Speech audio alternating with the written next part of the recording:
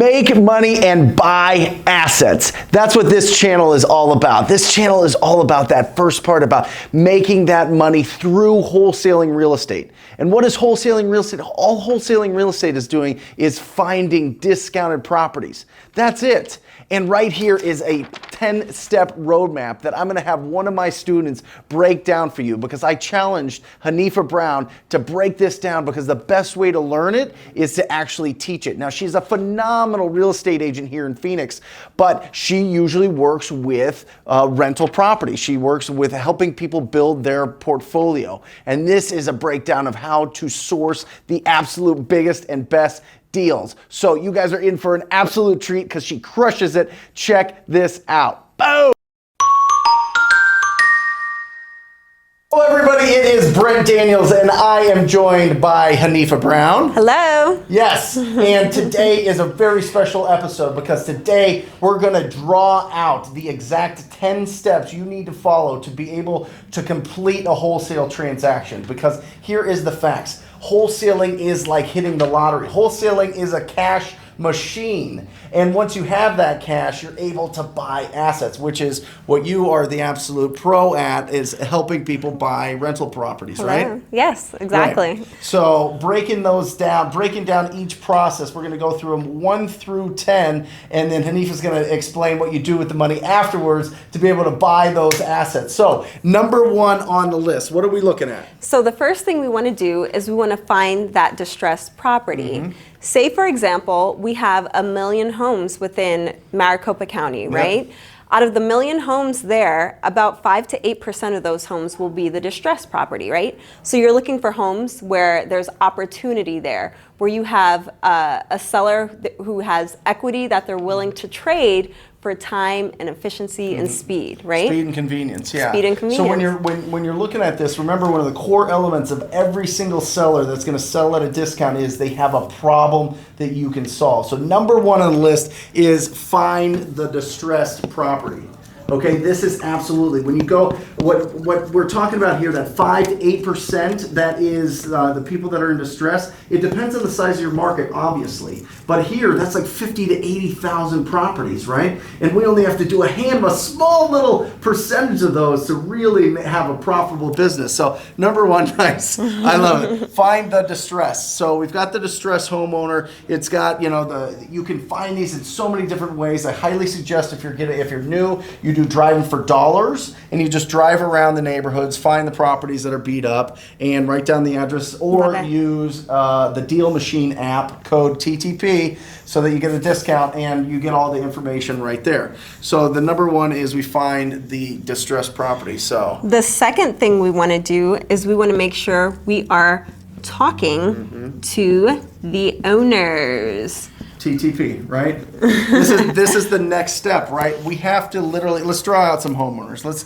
draw us and some homeowners. Okay. Give yourself some hair. Yeah, there we go. And we're little dress. There we go. And the blue dress. And we're talking to a homeowner, and the conversation is we want to see if they would consider an offer on their property. But remember, so there's 2 ways to talk to the owners. One way is going to be marketing, right? Mm-hmm. So through marketing, they're going to reach out to you, and by prospecting, TTP, of course, you're going to reach out to them. Yeah, so it just depends on which strategy you want to go through. I always suggest a proactive approach, especially if your marketing budget is really small, that allows you to reach out to them and get a hold of those homeowners like right now, so you can see if they're ready to make a decision on the property. So what's number 3? Number 3 is pre-qualifying them. That's right. And there are going to be 4 steps to pre-qualifying your buyers or potential buyers, right? Number 1, we're going to look at the condition of the property. Super important. We're going to look at the timeline to sell.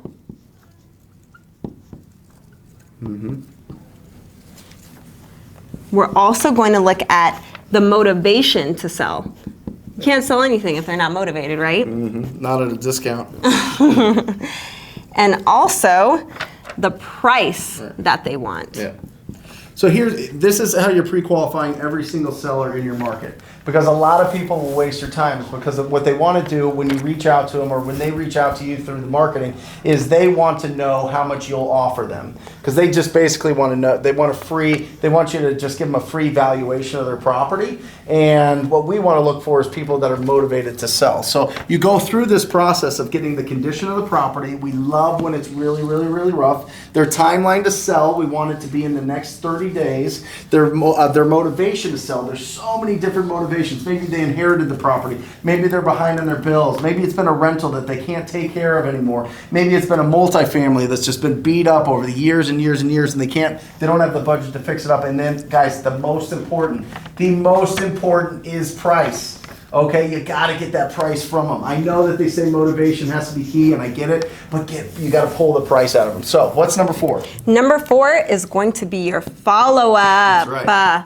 Follow-up is going to be incredibly important because you have to take into consideration that when you have these people with the distressed properties, no offense, but they may not be the most motivated naturally, right? So that's going to be our job, to keep them high energy. We're going to be fanatical, staying on them, right? Yeah, you got to follow up. I mean, it's as much as picking up the phone or sending a text message, giving them a call. Because, I mean, without the follow-up, I mean, this is really where I see most investors and wholesalers drop the ball, is they're just not reaching out at the time that the people need to make a choice. And remember, these are people that aren't really great at making, like, really big choices. So you need to be able to be in front of them so that you can really help them out. Being fanatical. Yep. Be fanatical with your gotta be with follow-up. Yep. Number 5. Alrighty. So number 5 is going to be getting that contract signed, right? This is it. So that's one of the next major steps here. So getting the contract signed, this is when things get real. This is when you get a purchase contract and you get it signed by the homeowner, right? For whatever the terms are that you had already negotiated with them. Hopefully everything is ironed out over the phone so that when you go to the house, you take the pictures, you talk to the homeowner, and you get the contract signed. Getting the contract signed should be a natural progression of you pre-qualifying them so well that it really turns out, I mean, it really, it's just, you give them a pen, they sign, you rock and roll, and you get going. So it's really important. Unless you have a signed contract, you do not have an opportunity to wholesale. Hello. Yep. All right. So moving on, we're going to step 6, which is going to be marketing the right to purchase to a cash buyer. Yeah, this is much different. When you are wholesaling, you're marketing your right to the purchase contract. Okay, this is different. Okay, this is not you're marketing the property. You're marketing your contract. You're actually selling your right to purchase that property that's outlined in the purchase contract. So just remember that. That's what we need to do. We need to market the right to purchase that. And yeah. Alrighty. Rock and roll. You're moving through this quickly. Thank you. I'm cruising. Thank you for that. So the next step, step 7, is going to be an assignment to contract. Yeah, so remember when you're marketing, just to go back a step, when you're marketing the right to the property, and I hope you guys can all hear me. I talk really loud, so Hanifah's wearing the microphone, so I hope while we're moving around that you can hear me. But the marketing the right to purchase the property, you need to get as many cash buyers as possible, because the more cash buyers you have, the more exit strategies they have, whether they want to buy it to live in it, buy it as a rental, or buy it as a fix and flip, right? Those are all different price points for different strategies, right? And different property conditions.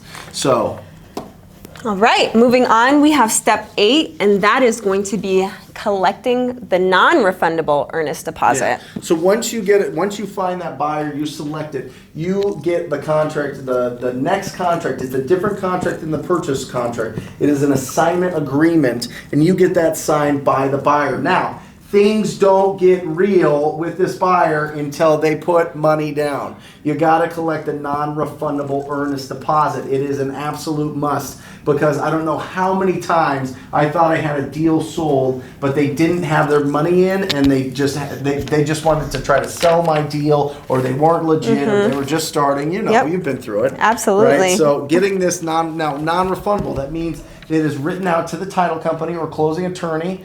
And it is non-refundable once they get it in there. So what you're wanting is, you want those buyers that are like, I am driving to title right now, where do I go? right? That's what you want with these cash buyers. Exactly.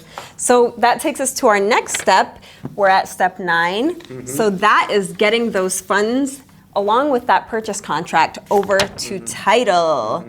And the first thing they're going to do is review that. They're going to make sure you actually have a clear title so that the property can be conveyed. So what does it mean to have clear title? Clear title means basically that the person who's selling the property has rights with no liens. There are no other claims to owning that specific property, so that it can convey to the new owner. Yeah, and why is that important? That's important because if someone else owns your property, has rights to the potential property that you're buying, it's not gonna work out for you. Well, yeah, and then you have, it's really hard to transfer title if it's like a clouded title, right? Yeah. So it's really important to get clear title for sure. Clear title. That's right. And here in this process, guys, this is when the seller gives all their information to the title company, make sure that they can pay everything off, make sure that all of if they have a mortgage, if they have taxes due, if they have any judgments, whatever, gets paid off during that. The title company handles that for you. So you don't have to learn all that. What you need to learn is how to talk to distressed homeowners. That's what you need to learn how to do, and how to build a robust cash buyer database. Okay, so clear title, let the title company or closing attorney do their job and get that. That's when the cash buyer also sends in their funds to be able to cash everybody out. So the funds come in, the seller gets whatever's coming to them after the transaction. You get your assignment fee, which is the best part, which leads us naturally to number 10. Yeah. Which is a lot of people's favorite step, right? Yeah. And that is collecting that check, Collect the check.